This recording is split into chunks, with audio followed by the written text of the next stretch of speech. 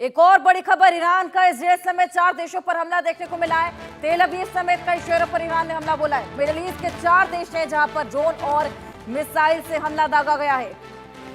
Middle east में लगातार तनाव चरम पर है। 4 देश हैं जहां पर ड्रोन और मिसाइल से लगातार अटैक किया जा रहा है। इस बीच आपको बताएं कि ईरान का इजराइल के 4 देशों पर, इजराइल के साथ साथ 4 देशों पर हमला देखने को मिला है जो कि मिडिल ईस्ट भर में फैले हैं। ड्रोन से हमले किए जा रहे हैं, मिसाइलों से हमले दागे जा रहे हैं और आपको बताएं कि हमले लगातार बढ़ते ही जा रहे हैं। इस बीच अब इजराइल की ओर से भी लगातार हमले जो कि देखने को मिल रहे हैं। मिडिल ईस्ट भर में तनाव इसी की वजह से चरम पर पहुंचा हुआ है, क्योंकि मिडिल ईस्ट में ऐसे तमाम बेसिस हैं, ऐसे तमाम नेवल बेसिस हैं, ऐसे तमाम बेसिस हैं अमेरिका के द्वारा बनाए गए, जहां से ये हमले फिलहाल ईरान पर दागे जा रहे हैं और इन्हीं को नष्ट करने के लिए ईरान जगह जगह मिसाइलें दाग रहा है, कभी ड्रोन के अटैक कर रहा है। और सबसे बड़ी वजह क्योंकि खामनेई की मौत हो गई है, तो इसी की वजह से आक्रोशित बेहद ज्यादा है फिलहाल ईरान, क्योंकि ईरान को बेहद बड़ी आहत पहुंची है, बहुत बड़ा नुकसान हुआ है। ईरान ने न केवल अपने सुप्रीम लीडर को लेकिन अपने तमाम लीडर्स को खोया है और इसी क्षति की वजह से अब ट्रिगर्ड है ईरान और लगातार हमले कर रहे हैं। और जानकारी लेंगे और बातचीत करेंगे, हमारे साथ मेजर मोहम्मद अली शाह जी जुड़ गए हैं। आइए उनके पास चलेंगे, उनसे बातचीत इस पूरे मुद्दे को लेकर करेंगे। स्वागत है मोहम्मद अली शाह जी आपका। जिस तरीके से अब ये जंगी हालात लगातार एस्केलेट हो रहे हैं, जगह जगह आम नागरिक अपनी जान गंवा रहे हैं, लेकिन इसी बीच एक बड़ी खबर ये निकलकर सामने आई है कि अब ईरान का साथ देने के लिए रूस एक मीटिंग कर रहा है मॉस्को में और नॉर्थ कोरिया भी अब इसका हिस्सा बन सकता है, क्योंकि इसको लेकर बातचीत पुतिन करने वाले हैं। एक और ईरान, रूस और नॉर्थ कोरिया, और दूसरी ओर जहां इजराइल के साथ में अमेरिका, तो देखिए सुपर पावर तो ऑलरेडी है ही, इसके अलावा फ्रांस, जर्मनी और ब्रिटेन भी इस पूरे हमलों का हिस्सा बनने वाला है। किस ओर जाते हुए आप इस जंग को देख रहे हैं? अभी तो मुहाने पर ही खड़ी है वर्ल्ड वॉर 3 के, आगे तो ये वर्ल्ड वॉर बन ही जाएगा अगर इतने सारे देश यहाँ पर कूद पड़ते हैं।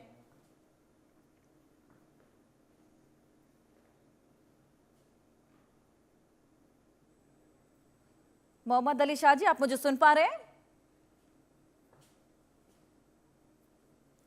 जी देखिए, मैं आपको आवाज आ रही है मेरी? हाँ जी, हाँ जी। जी देखिए, मैं ये कह रहा हूं कि यहाँ पर, माफ कीजिएगा, आपको फोन बहुत आ गया, माफ कीजिएगा जी। जी मैं ये कह रहा हूं कि देखिए, जो पहला विश्व युद्ध हुआ था वो 2014, मतलब 1914 से 1918 की मैं बात करता हूं। अमेरिका ने ठान लिया था कि वो विश्व युद्ध में नहीं कूदेंगे,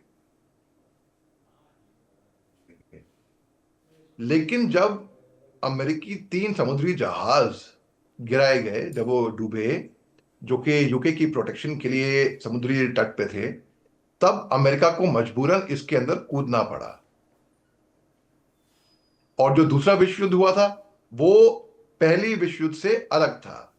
जब तीसरा विश्व युद्ध कहा जा रहा था कि ये पानी के लिए लड़ा जाएगा, ये होएगा वो होएगा, तीसरा विश्व युद्ध पहली और दूसरे विश्व युद्ध से अलग होएगा, जाहिर सी बात है। तो क्या पता यही विश्व युद्ध हो।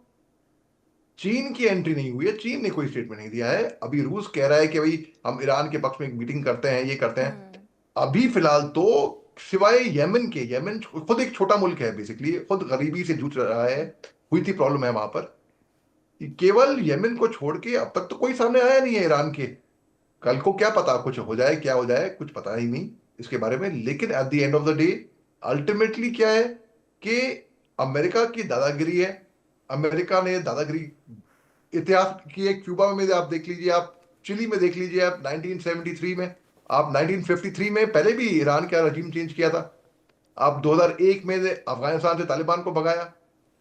आप 2003 में अमेरिका ने सदाम हुसैन को भगाया वहां से, मार भगाया, मतलब रजीम चेंज किया था इराक के अंदर इन्वेड करके।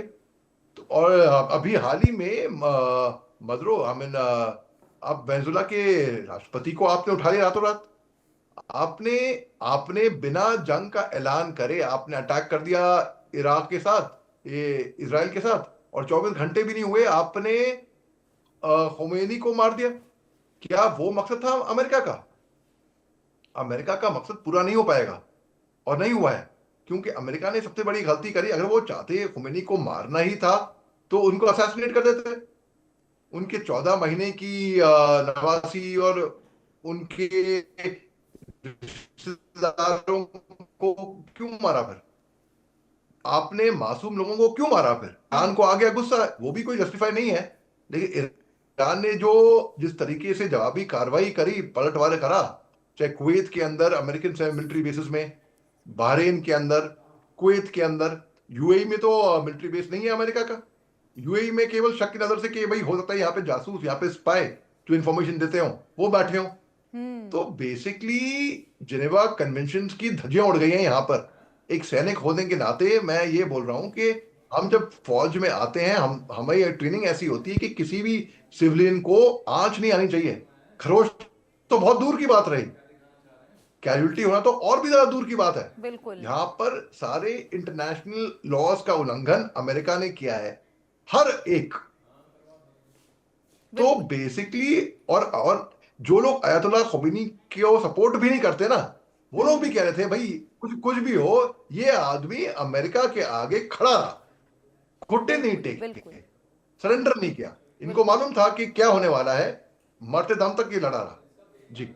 बिल्कुल, सभी देखिए शांति की बात करते हैं, कोई भी नहीं चाहता कि कहीं पे भी जंगी हालात बने, क्योंकि कहीं पर भी अगर अशांति होती है तो उसका इम्पैक्ट हर किसी पर पड़ता है।